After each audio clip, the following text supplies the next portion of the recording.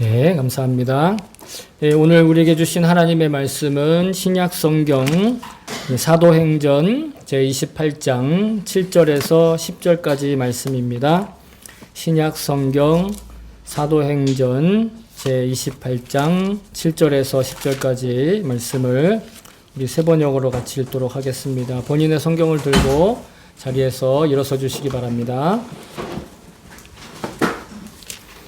네, 자 그럼 우리 같이 한 목소리를 맞추어서 읽도록 하겠습니다. 시작. 그 근처에 그 섬의 추장인 보블리오가 농장을 가지고 있었다. 그가 우리를 그리로 초대해서 사흘 동안 친절하게 대접해 주었다. 마침 보블리오의 아버지가 열병과 이질에 걸려서 병석에 누워 있었다. 그래서 바울은 들어가서 기도하고 그에게 손을 얹어서 낫게 해주었다. 이런 일이 일어나니 그 섬에서 병을 앓고 있는 다른 사람도 찾아와서 고침을 받았다. 그들은 극진한 예로 우리를 대하여 주었고 우리가 떠날 때에는 우리에게 필요한 물건들을 배에다가 실어 주었다. 아멘. 주님의 말씀입니다. 그리고 자리에 앉아주시기 바랍니다. 네, 제가 오늘 설교를 위해서 잠깐 기도하겠습니다.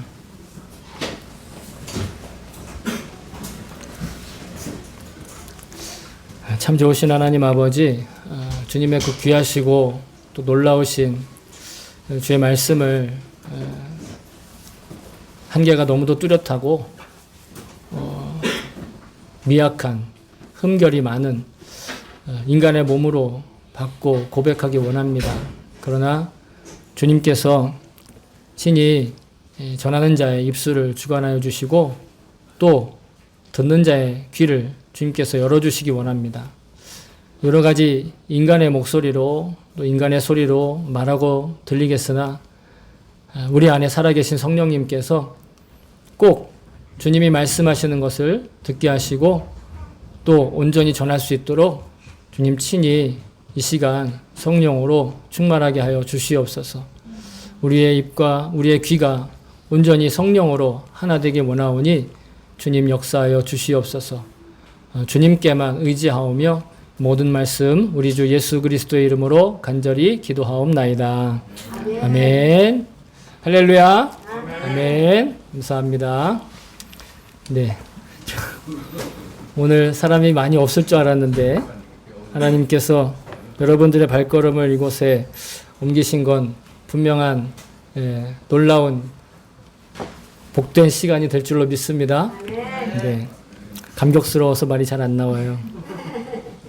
우리 지난 주일엔 바울의 그 선한 행실을 통해 하나님이 기뻐하시는 그리스도인의 섬김이 무엇인가에 대해서 함께 배우고 나누었습니다.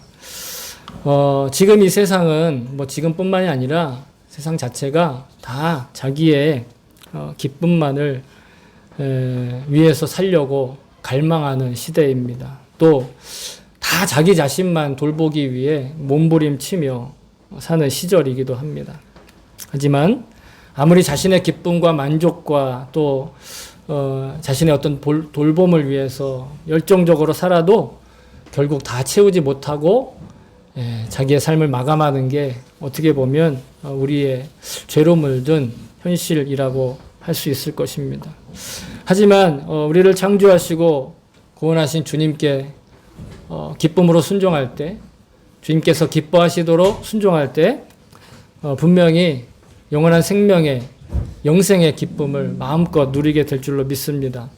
그리고 특별히 주님께서는 이 죄로 물든 어두운 세상에 우리를 빛으로 부르시고 이 어둠 가운데 빛을 비추시기 위해서 우리를 구별하시고 부르신 존재인 것을 여러분 기억하실 수 있기를 다시 한번 소망합니다.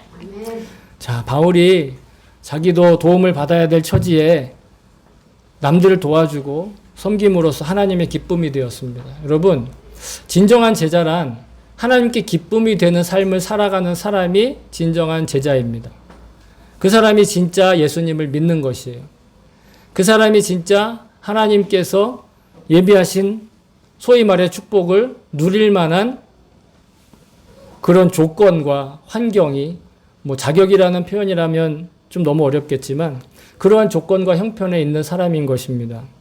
그래서 예수님을 믿는 복음을 믿는 하나님이 기뻐하시는 사람은 하나님의 기쁨 안에 있기 때문에 어떤 위협과 위험과 심지어 지난주에 같이 나누었던 바울이 독사에게 손을 물리는 한이 있더라도 그 독사로부터 어떠한 해도 받지 않고 어떠한 위험도 그를 해하지 못한다라는 것이죠.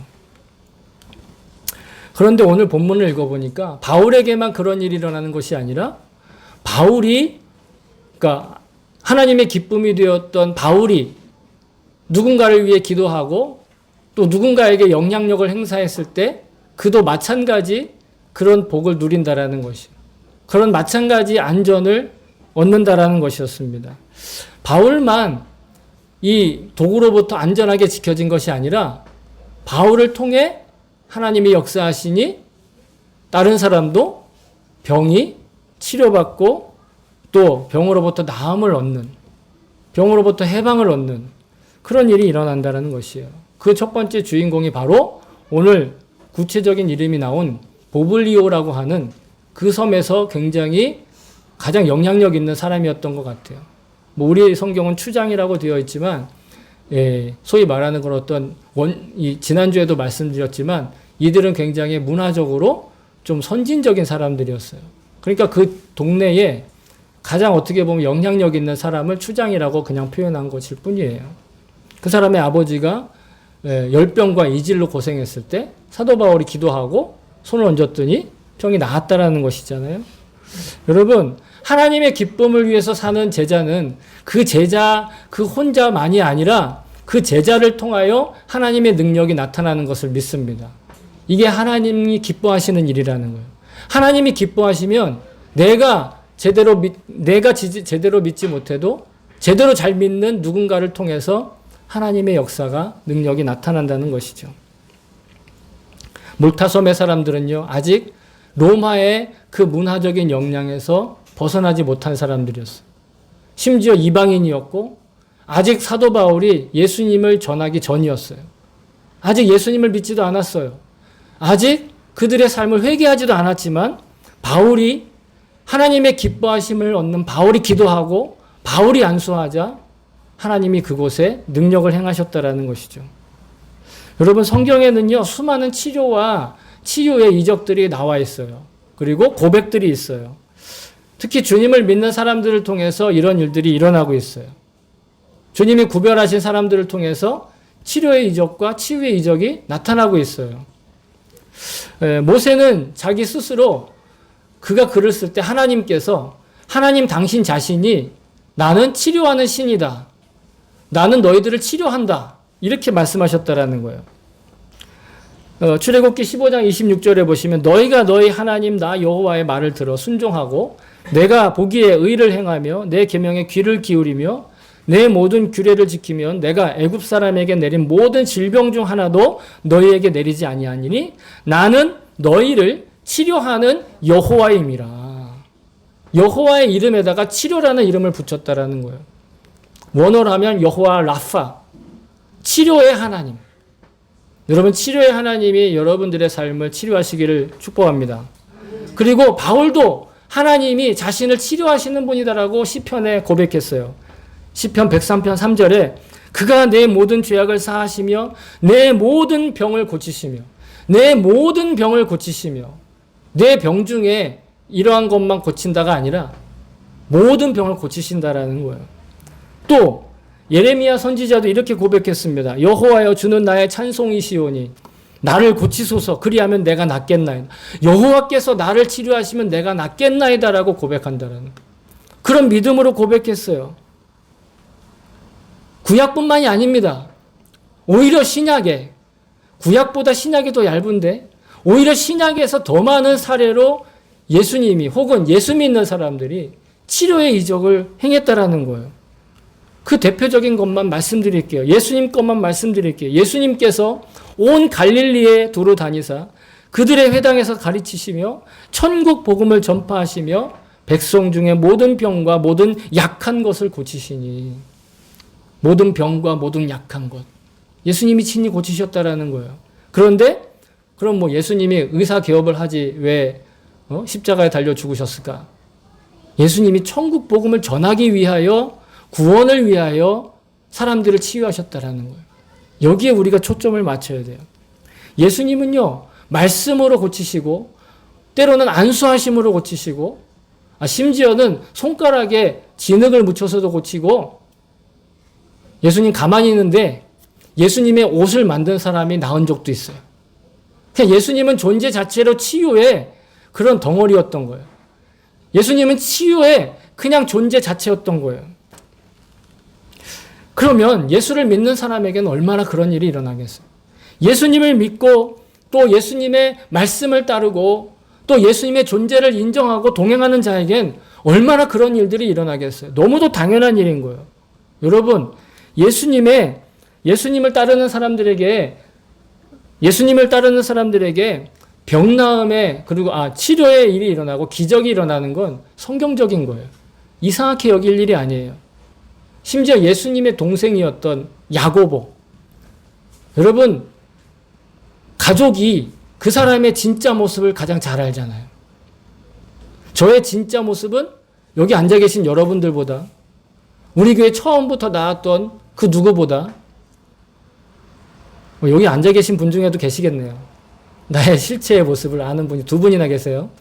네. 가족이 잘 알지 않겠어요? 근데 그 야고보가 예수님에 대해서 뭐라고 얘기했느냐? 보세요. 그러므로 너희 죄를 서로 고백하며 병 낫기를 위하여 서로 기도하라. 의인의 간구는 역사하는 힘이 큼이니라. 이게 예수님을 만나고 난 야고보가 고백하는 거예요. 성경적으로 기도해서 병이 낫고 이적이 일어나고 놀라운 일들을 경험하는 건 여러분 이것은 매우 합당한 일이고 매우 자연스러운 일이고 당연히 우리가 누려야 될 권능이고 권세인 줄로 믿습니다. 여러분, 그러니까 그리스도인들이 만약에 병에 걸렸다 혹은 문제가 생겼다 그럼 어떻게 해야 됩니까? 먼저 기도해야 하는 거예요. 가장 먼저 기도하는 자리에 나와야 하고 가장 먼저 기도해야 하는 거예요. 그런데 문제는 그러면 기도만 하면 되냐? 물론 아니죠. 그렇다고 해서 뭐 기도만 하고 아무런 후속 조치를 하지 않고 어떤 그 드라마나 영화나 이런 거 보니까 실제로 그러한 사실이 있어서 그거를 소재를 했는지 모르겠지만 자기 부인을 죽여요. 그리고 3일 동안 계속 기도를 합니다. 금식하면서 살리겠다고. 그런 건 기도가 아니에요. 여러분, 그런 기도를 제가 지금 얘기하고 있다고 오해하시면 안 돼요. 그런 기도가 아니에요. 여러분, 우리가 기억해야 될 건 뭐냐면 우리의 기도가 왜 능력이 없는가? 우리는 기도는 하지 않고 먼저 병원에 찾아가요. 먼저 약국에 찾아가요. 먼저 문제를 해결할 해결사를 찾아가요. 그리고 의학에만 의존해요. 과학에만 의존해요. 그러다가 결국은 낫지 않는 경우도 있어요. 의학이 아무리 발전해도 낫지 않는 병이 있어요. 사람들이 아무런 능력이 있어도 해결되지 않는 문제가 있어요. 그러면 그때 가서 뭐 해요? 기도해요. 어떤 기도? 기적을 바라는 기도. 내가 이제 다른 거 다 해봤는데 기적만 남았어. 내가 다른 거 다 해보고 이제 기적을 원하는 거야. 그런 신앙에 대해서 아주 비꼰다고 하니까요. 아주 유머스럽게 만든 예화가 있는데 한번 들어보세요. 어떤 광신도가 그 지역에 자기네 동네 홍수가 났어요. 홍수가 나가지고 죄송합니다. 이거 누르지 말았어야 했는데 홍수가 났는데 이제 마을에 점점 물이 차오르는 거예요. 그래서 집에도 물이 차고 있어요. 이 광신도가 어떻게 했겠어요? 지붕으로 올라갔어요. 근데 지붕 위도 점점점 물이 차오르는 거예요. 비는 멈추지 않고.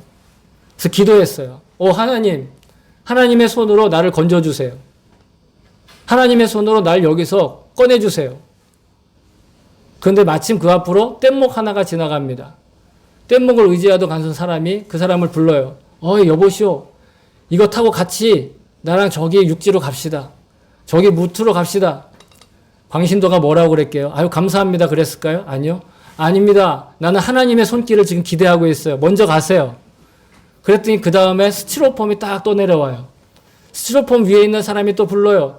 여보시오, 같이 타고 갑시다. 광신도가 뭐라고 그랬게요? 아니요, 나는 하나님의 손을 기다리고 있어요. 그 다음에 구조대 모터보트가 쫙 옵니다. 모터보트가 그 집 앞에 딱 섰습니다. 여보시오, 빨리 갑시다. 조금만 더 늦으면 안 됩니다. 이 사람이 뭐라고 그랬게요? 가세요. 다른 사람을 도우세요. 나는 하나님의 손길을 기다리고 있어요. 그 다음에 거의 목까지 차오르기 시작했어요. 그때 갑자기 두구두구두구두구두구 헬리콥터가 나타납니다. 그러면서 위에서 확성기로 소리 지릅니다. 여보시오, 이 줄을 잡으시오. 빨리 잡으시오. 했더니 이 사람이 뭐라고 그랬게요? 괜찮습니다. 다른 사람을 구하러 가세요. 나는 하나님이 조해 주실 겁니다.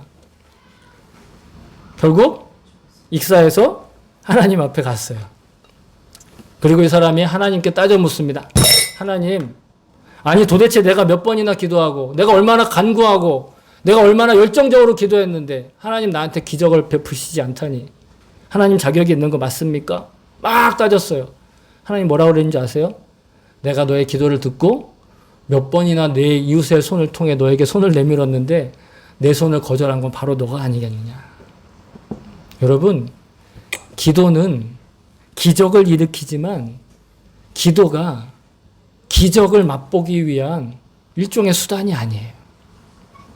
그리스도인에게 기도는요, 기도가 항상 기적적인 응답만 나타나는 것이 아니에요. 기도가 어떤 뜬구름 잡는 행위가 아니라는 거예요. 기도는 뭐냐면 여러분, 그리스도인에게 있어서 가장 일상적으로 무엇보다 먼저, 또 바울은 이렇게 표현하죠. 어떻게 기도하라? 쉬지 말고 기도해라. 우리의 일상적으로 우리의 사건이 일어나기 전에 먼저, 그리고 쉬지 않고 기도하는 것. 그래서 어떤 이들이 기도는 호흡이라고 얘기하는 거예요. 숨 쉬는 것과 같다라는 거예요.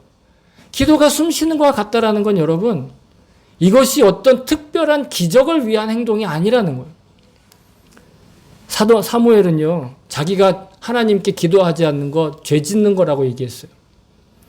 사무엘상 12절 23절 나는 너희를 위하여 기도하기를 쉬는 죄를 여호와 앞에 결단코 범하지 아니하고, 하나님께 기도하는 것을 죄라고 얘기하면서, 하나님께 기도하지 않는 걸 죄라고 얘기했는데 어떠한 기도?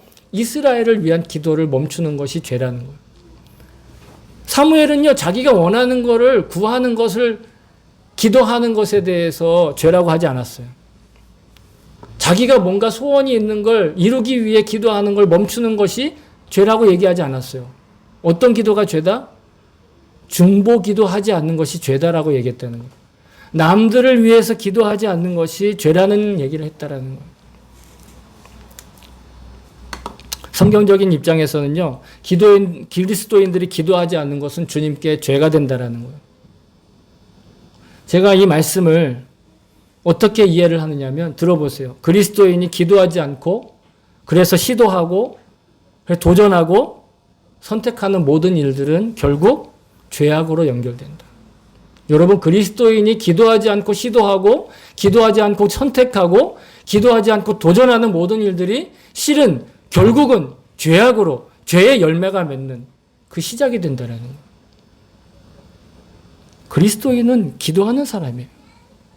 그리스도인은 전도하는 사람이기도 하고, 그리스도인은 제자이기도 하지만 여러분, 그리스도인은 기도하는 사람이에요. 우리가 기도하지 않으면요, 이 땅에 기도할 사람이 없기 때문에 그래요. 이게 무슨 뚱딴지 같은 소리예요. 우리가 기도하지 않아도 다른 종교인들도 얼마나 열심히 기도하는데 이렇게 생각하실지 모르겠지만, 우리가 기도하지 않으면 이 세상에 기도할 사람 정말 하나 없어요. 좀 심한 말인 것 같지만 사실이에요. 잘 들어보세요. 왜냐하면요, 이 땅에 하나님의 형상으로 창조된 모든 사람은 기본적으로 뭔가를 구하게 돼 있어요. 신에게. 그래서 대다수의 사람은요, 신적인 존재, 또 하나님, 자기의 우상, 이런 대상에 대해 기원해요. 자기의 소원을 빌어요. 소원을 빌고 비나이다는 할 수 있어도 기도는 거의 하지 않아요. 기도는 할 줄 몰라요. 왜? 자신의 원하는 데에만 초점을 맞춰서 뭔가를 바라기 때문에 그건 기원과 소원 빌기는 되지만 기도는 되지 않는다라는 거예요. 여러분, 그렇기 때문에 복음이신 예수 그리스도를 믿는 사람들만이 기도할 수 있어요. 그 이유는 뭐냐면 기원과 즉 소원빌기와 기도의 근본적인 차이가 있기 때문에 그래요. 소원빌기는 뭐고 기도는 무엇이냐? 소원빌기는 자기의 욕망의 기쁨을 위해 거기에 초점을 맞추는 것이 소원빌기예요. 자기 욕망을 이루기 위해 자기의 기쁨을 위해 그곳에 초점을 맞춰서 말하고 구하는 건 그게 소원빌기예요. 그런데 기도는 어디에 초점을 맞추는가? 하나님의 기뻐하심에 초점을 맞추는 거예요. 하나님의 나라와 하나님의 뜻을 위해서 내가 행하고자 하는 일들, 내가 바라고자 하는 일들, 거기에 초점을 맞출 때 그것이 진짜 기도라는 거예요. 나의 욕심과 나의 기쁨을 위한 소원, 여러분 그건 기원이고 소원빌기예요. 그런데 하나님 나라와 하나님의 의를 위한 소망에 초점을 맞추는 것, 여러분 그게 진짜 기도예요. 사도 바울이 기도했다라고 얘기하는 건 자기의 어떤 명예를 위해서, 자기의 능력을 과시하기 위해서, 자기의 어떤 욕망을 추구하기 위해서, 그 사람들한테 그렇게 잘해줘가지고 결국은 그들에게 필요한 것들을 다 배에 실었다고 얘기했지만 사실 그걸 위해서, 그걸 노리고서 사도 바울이 기도한 게 아니라는 겁니다. 사도 바울은 그저 그들을 사랑하는 마음으로 하나님의 능력이 나타나길 원하는 마음으로 기도했을 뿐이에요.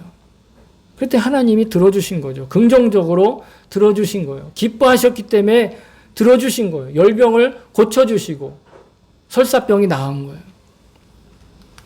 근데 여러분 지난주일에도 제가 이 비슷한 말씀을 드렸지만 치유의 능력이라는 거, 치료의 능력이라는 건 어떤 자판기에다 동전 넣어가지고 자기가 원하는 대로 다 뽑아 먹듯이 그냥 무조건 조건 반사적으로 내가 이걸 넣으면, 내가 이렇게 기도하면 그냥 바로 나오는 그러한 현상이 아니라는 거예요. 여러분 정말 열정적으로 기도하고 간절히 기도하고 모일 때마다 기도했는데 응답받지 못하는 경우가 있어요. 저도 그랬어요. 제가 아주 젊었을 때 대학교를 늦게 갔기 때문에 고등학교를 졸업하고 얼마 되지 않았을 때 그때 저희 모교에 후배 한 명, 1살 후배 한 명이 군대에 갔다가 제대한 후에 제대하고 한 달 만에 전격성 간염이라는 병으로 세상을 떠났어요. 전격성 간염은요, 급성 간염보다 더 빨리 진행돼요. 한 달 만에 간염이 간이 다 망가져가지고 손쓸 틈이 없이 그냥 하늘나라로 갔어요. 여러분 그 병에 걸렸다는 이야기를 듣고 한 달 만에 가는데 한 달 동안 우리가 가만히 있었을까요? 한 달 동안 저희 청년부가요, 릴레이 금식표, 기도표를 만들어가지고 릴레이로 금식했어요. 24시간. 새벽에 담당을 맡은 우리 청년들은 새벽에 깨어 일어나가지고 그 후배를 생각하면서 기도했어요.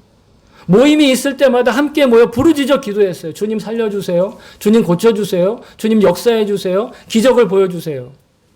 그런데 여러분 한 달 뒤에 그냥 우리 후배는 하나님 나라로 갔어요. 그때 너무 슬펐어요. 원망 아닌 원망이 일어나기도 했어요. 그리고 그때 이후로 그 일에 대한 해답을, 왜 그런 일이 있었는지에 대한 해답이 이 목사가 된 이후에도, 목사가 되고 거의 지금 16년, 17년이 된 지금도 왜 그랬는지 아직도 이해가 안 되고 답을 명확하게 찾지는 못했어요. 그런데 답은 명확하게 찾지 못했지만 분명하게 깨달은 건 있어요. 주님은 그래도 우리에게 기도에 응답하셨다라는 거예요. 어떻게? 우리가 기도한 대로가 아닌 거절하는 기도도 하나님 하실 수 있다라는 거예요. 꼭 우리가 기도한 것에 항상 긍정적으로만 답하시진 않아요. 우리는 세상에는 우리가 이해할 수도 없고 납득하기 어려운 수많은 일들이 정말 파도처럼 일어나고 있어요.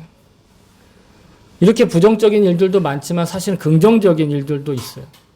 긍정적으로 너무 이해하기 어렵고 긍정적으로 너무 놀라운 일들도 사실이 있어요.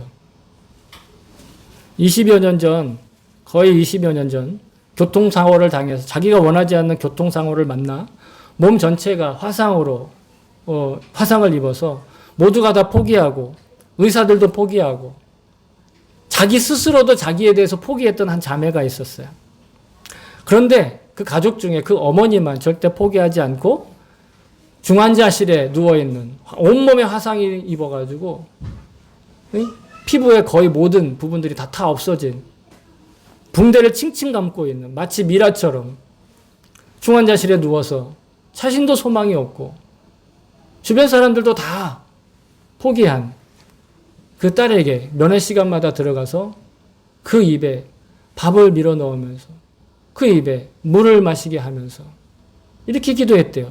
하나님, 이 밥이 우리 딸의 살이 되기 원합니다. 하나님, 이 음식이 우리 딸의 피가 되기 원합니다. 결국은 놀랍게도 이해할 수 없는 일이 일어났어요. 그 중환자실에서 7개월 동안 유일하게 자기 발로 걸어나간 사람이 되었다는 거예요. 그리고 23년 만에 자기가 미처 졸업하지 못하고 떠나왔던 학교에 교수로 다시 돌아가는 그런 삶의 간증을 가진 한 교수님의 이야기입니다. 어떤 이는 기도했는데도 하나님께서 거절하시는 응답을 받고, 어떤 이들은 정말 너무도 이해할 수 없는 그런 기적을 체험하기도 하지요. 이 세상을 보면 주님 나라와는 점점 거리가 멀어지게 하는 정말 악하고 사악한 그런 죄의 역사가 너무도 많이 보입니다. 그런데 정반대로 주님께서 친히 역사하시고 주님께서 정말 기적을 일으키시고 능력을 나타내 보이시는 그런 일들도 우리 현실에 일어나고 있다는 것이에요. 두 가지 정반대의 역사가 이 땅에 일어나고 있고 우리 눈앞에 펼쳐져 있는데, 과연 이러한 시대에 하나님을 믿는, 예수 그리스도의 복음을 믿는 그리스도인의 존재 가치는 과연 무엇인가?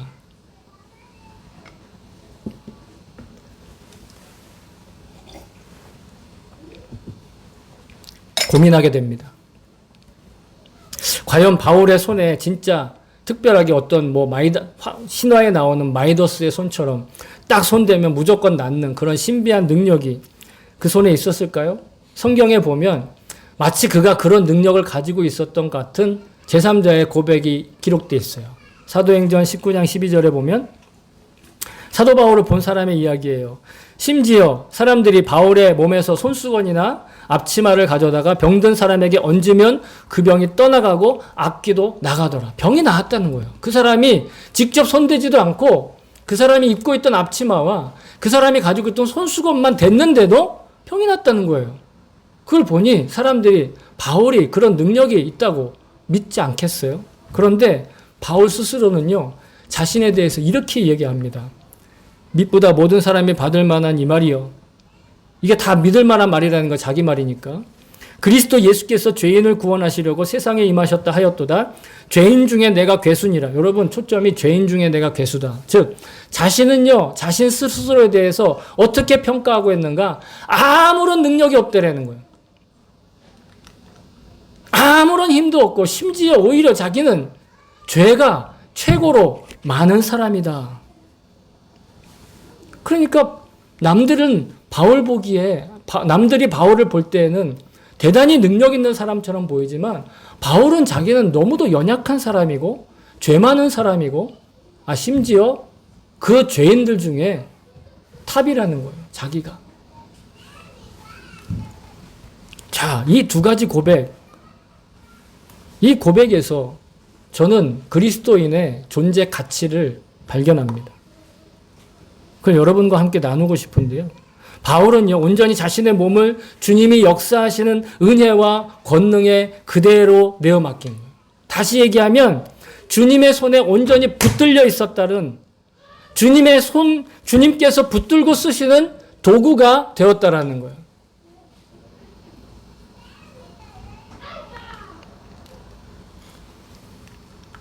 바로 이 말씀의 언약의 성취입니다. 주께서 이르시되 가라, 이 사람은 내 이름을 이방인과 임금들과 이스라엘 자손에게 전하기 위하여 택한 나의 그릇이라. 바울이 하나님의 그릇이었다라는 거예요. 하나님의 도구였다라는 거예요. 바울이 기도하고 안수해서 보블리오의 아버지와 그 섬사람들이 그 질병이 나온 건 표면적으로는 그에게 능력이 있었지만 실은 하나님께서 그 바울을 사용하셨기 때문에 그 일이 일어났다라는 거예요. 여러분, 저와 여러분도 바울을 본받아서 하나님께서 쓰시는 그릇의 삶을 살 수 있기를 정말 소망합니다. 그릇 되시길 바랍니다. 여러분, 그리스도인의 가치에 대해서 이 세상 사람들 혹은 교회 내에서도 여러 가지 이야기를 합니다. 어떤 이야기? 야, 세상에서도 잘난 사람 돼야 돼. 야, 세상에서도 인정받는 사람 돼야 돼. 야, 세상 사람들이 부러워하는 사람 돼야 돼. 그래야 그리스도인도 존재 가치가 있는 거야. 라고. 근데 여러분, 성경은 우리의 가치를요, 우리의 존재 가치를요, 그런 어떤 보여지는 것에 있지 않고 우리 안에 무엇이 있는가에 대해서 말하고 있어요. 우리 안에 무엇이 있는가가 나의 존재 가치를 드러낸다라는 거예요. 고린도후서 4장 7절입니다. 우리가 이 보배를 질그릇에 가졌으니 이는 심히 큰 능력은 하나님께 있고 우리에게 있지 아니함을 알게 하려 함이라. 하나님의 능력이 우리 안에 있으면 그럼 쓰임 받는 거예요. 하나님의 능력이 우리 안에 있기 때문에 우리가 이 땅에 존재 가치가 있는 것이에요. 이 땅이 사악한 역사가 일어나고 아니면 성령의 역사가 일어나고 그것들로서 우리의 존재 가치가 매겨지는 것이 아니라 우리 안에 하나님의 능력이 있으므로 존재 가치가 매겨지는 거예요. 여러분, 우리가 아무리 세속적으로 잘나고 진력을 가지고 있어도 또 사람들이 주목하고 놀랄 만한 조건을 갖추고 살고 그래도 우리는 질그릇에 불과해요. 흙으로 만든 그릇에 불과해요. 조금 잘생기고 예쁜 그렇게 빚어진 질그릇일 수 있어요. 좀 더 크게 빚어진 질그릇일 수도 있고요. 좀 더 두껍게 만들어진 질그릇일 수 있어요. 혹은 좀 더 유명한 도공이 만들어준 그런 질그릇일 수 있어요. 그런데 본질은 뭐예요? 다 질그릇이라는 것이에요. 그 질그릇에 그 그릇에 무엇을 담고 있는지가 그 그릇의 정체성과 가치를 결정해요. 여러분, 그 질그릇에 밥을 담으면 밥그릇이 돼요. 그런데 똑같은 그릇인데 분뇨를 담으면 뭐가 돼요? 요강이 돼요. 만일 그 질그릇에 금을 담으면 금단지가 되고 꿀을 담으면 꿀단지가 돼요. 그러므로 질그릇과 같은 우리의 능력과 가치는 지금 우리 안에 살아계시는 예수님께서 결정하시는 것을 믿습니다. 여러분, 나의 기도로 기적이 일어날 수도 있고요. 그렇지 않을 수 있어요. 나의 믿음의 순종으로 놀라운 일들이 나타날 수도 있고 그렇지 않을 수도 있어요. 그런데 중요한 건 나의 손을 주님께서 사용하시면 언제나 그 모든 일들은 하나님 나라를 이루어 가시는 가치 있는 손이 된다라는 거예요. 기도의 응답이 있느냐 없느냐 상관없어요. 뭔가 기적이 일어났느냐 일어나지 않느냐 상관없어요. 그냥 우리가 하나님께 쓰임받았으면 그 시간이 그 존재 가치가 하나님 나라의 가치가 되는 거예요. 나의 기도와 나의 믿음이 순종이 어떤 가시적인 결과를 도출해내느냐 그건 여러분 자신이 결정하는 것이 아니라 하나님께 주님께 예수님께 맡길 일이라는 거예요. 여러분, 만일 우리가 주님과 동행하면 그래서 주님께서 내 손을 잡고 가신다면 그리고 주님께서 기뻐하신 일을 하길 원한다고 한다면 여러분 그 결과와 상관없이 우리는 이미 영생의 가치를 가진 존재라는 거예요. 내가 아무리 잘난 사람이라도 내가 원하는 것이 사람들에게 많은 것들을 보여줬더라도 내가 하고 있는 것이 주님과 아무 관계가 없다면 그건 아무것도 아니에요. 그런데 솔직히 내가 아무것도 아니지만 정말 내가 내세울 것도 없고 사람들한테 자랑할 것도 없지만 그러나 주님께서 내 손을 잡고 계시면 그럼 여러분 우리는 기적의 주인공이 되는 거예요. 그 자체가 기적의 주인공인 거예요. 바울은 자신이 누리던 세속적인 모든 유익함을 배설물과 같이 여긴다고 고백한 적이 있어요. 자기가 누렸던 모든 권한, 능력, 그 모든 것도 똥처럼 여겼다라는 거예요. 왜냐하면 그것이 주님께서 기뻐하시지 않는다면 그 어떤 것도 이 세상에 배설물과 같이 되고 냄새나고 추악한 것이 된다라는 거예요. 아까 말씀드린 것처럼 그리스도인이 하나님께 기원이 아닌 기도하지 않고 시도하는 모든 것들은 다 죄악으로 연결되는 것과 마찬가지로. 바라기는요, 저와 여러분의 일상에서 정말 주님과 동행하시기를 소망합니다. 그리고 주님과 동행하는 그 일상 가운데 가장 먼저 기도하시기를, 가장 먼저 믿음으로 반응하실 수 있기를, 그리고 그 후에 우리에게 주신 소위 말해 세속적인 여러 가지 유익한 수단과 방법들로 우리에게 응답하시는 그 주님의 손길을 또한 발견할 수 있었으면 좋겠어요. 상식을 벗어나는 삶이 아니라 상식을 초월한다는 이름으로 몰상식한 그런 삶이 아니라 기도했더니 하나님께서 주신 기회를 온전히 붙들 수 있는 지혜. 그럼 주님께서 반드시 우리의 기도를 통해서, 우리의 순종을 통해서 가장 선한 것으로 채우시는 것을 믿습니다. 가장 온전하고 완벽한 결실을 우리에게 주시고 심지어는 우리를 통해서 기적이 일어나게도 하신다라는 것입니다. 저는 그것을 믿습니다.